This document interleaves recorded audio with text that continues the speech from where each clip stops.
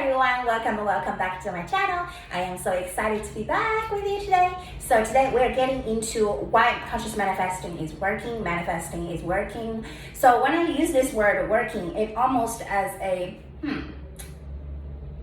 has it ever been a point of quote-unquote time that is not working? Because it's always working, and you do not apply the laws onto your personal life. That's not how it works. The laws are applied onto you. So the universal laws, they are not here for you to confirm or deny. They are here, and you either use them wisely, you either use them as exactly the way you want it, or you use them the way exactly you do not want it. What I call is your conscious manifest, or your unconscious manifest, because either way you manifest. This is how it goes in this third dimensional world. So I am going to have an example for you, right, to explain. Have you ever read reviews on certain restaurant, massage place, nail shop, and the rating is crazy low? However, you found yourself some way, somehow, always had the most amazing experience there. Especially before you read the reviews. That is how that works. Because you naturally, a lot of people naturally have this self-concept is wherever they go, they have the most delicious, tasty stuff in the restaurant. They have the person just quote unquote happening to be working that day as the best nail artist, the best massage therapist. Wherever you go, you fix your car, and the most popular, the person that everybody has so much nice thing to say about happens, quote unquote, to be working there that day when your car needs to be fixed. So that you manifest, you just manifest every single detail in your life. I am going to give you another example that today I manifested a cup that I've been wanting to have for a couple weeks now, and I got this cup today with a free cup of tea inside. On the top of that, there was also a free cup of coffee and 2 free macaroons. So how did I manifest that? Wherever I go, people are happy to serve, and the boss was there. It's not like they were trying to sneak in some little bits and pieces. The boss was there, and the boss offered a free macaroon, which if you don't have this self-concept, it's like, oh, I deserve. Whenever it comes to relationships, you feel like any guy, any girl I hang out with, they just leave me after 3 months. They leave me after 3 weeks. They leave me after 3 days.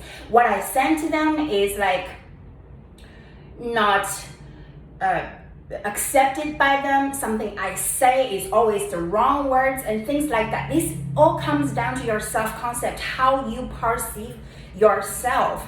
And people tend to, in this third dimensional world, people tend to have an idea, right? Like perspectives, like point of view. You have opinion on almost every single thing, because that's what human mind does, right? However, you're not conscious manifesting. You can never be conscious manifesting with the word conscious inside when you are this human, when you perceive yourself as everyday human. That's not how it works unless you have an excellent self-concept. You just feel like everything works in my favor. Everywhere I go,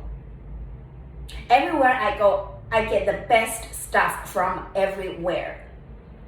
I get the best treatment from SP, regardless if this SP or next SP or 5 SPs later or 5 SPs before.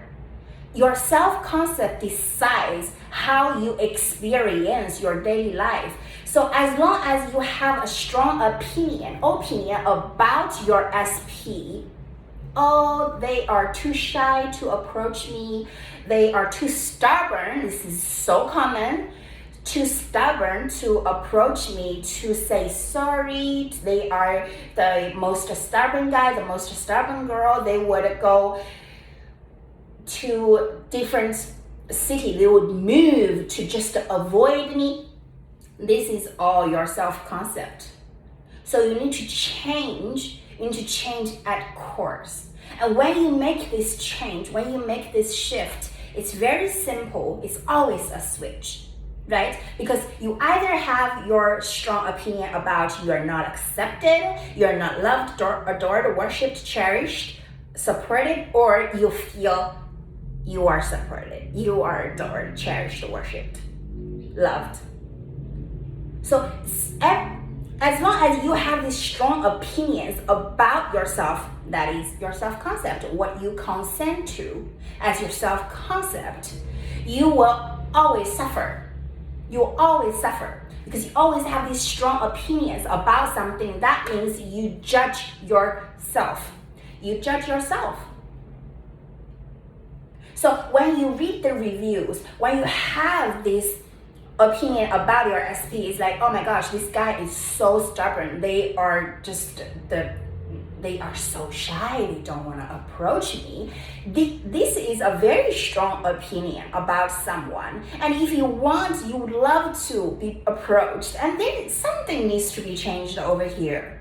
You cannot be perceiving your SP being the most shy person in the world or you have ever met, while at the same time you wish to be approached, you wish to be texted and reached out first every single time. If you want them to initiate any conversation, date, or anything, you cannot perceive yourself like this as somebody does not deserve. This is a self-concept you need to have, right? Without me initiating any conversations, no text message from my side, no phone call, no checking up on them from my side. I just have them coming to me.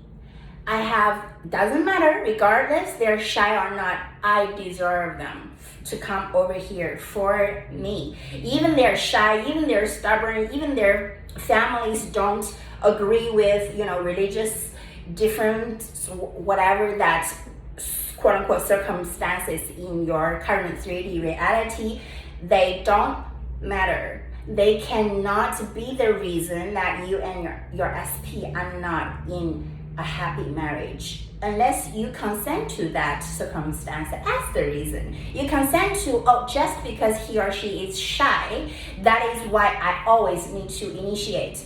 No, your self-concept needs to be, even I block them on every platform, they will still go above and beyond to find me, to come to me. If I block them on my phone, WhatsApp, Instagram, Facebook, I don't use Facebook, that's why it's the last. Everywhere else, they will change the number to call me. They will use other people's number to call me, to reach out, to let me know that they want me in their life in the most positive way. They want to come over here and love me. This is a self-concept you need to have.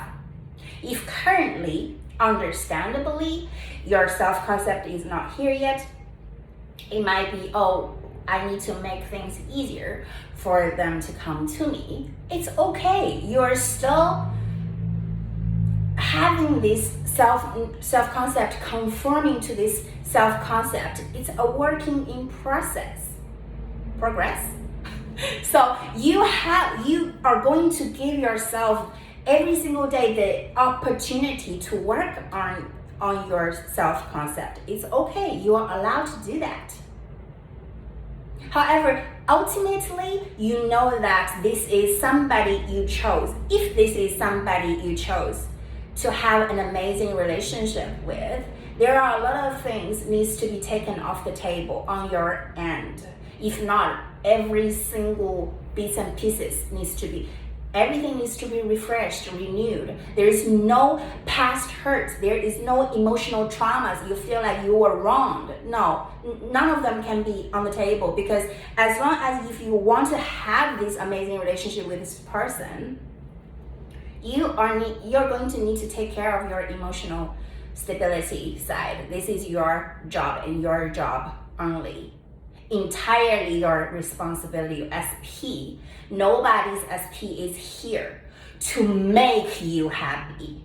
You want to be happy. You want to get out of the gutter state of being. You want to feel amazing, fabulous. The whole world is here to serve you. Regardless SP or no SP, this is your self-concept. You need to be here to be able to experience this whole brand new state of being is available to, which is the whole world. Any restaurant, any SP, whatever SP says to you is to your likings. So this is what self-concept actually is about. It can be called all these other terms, and people, I am going to make another video solely on techniques. I feel like there are so many misconceptions around techniques. They feel like, oh, this is technique just working for me and that is not working for me. Every technique works. Anyways, this is the video. The topic I'd like to talk about today is just self-concept. Block or no block, whatever you do, you are entitled. It's your birthright. Do whatever. However, you got to perceive yourself as absolutely. Otherwise, even as P comes back, you still struggle. You still suffer.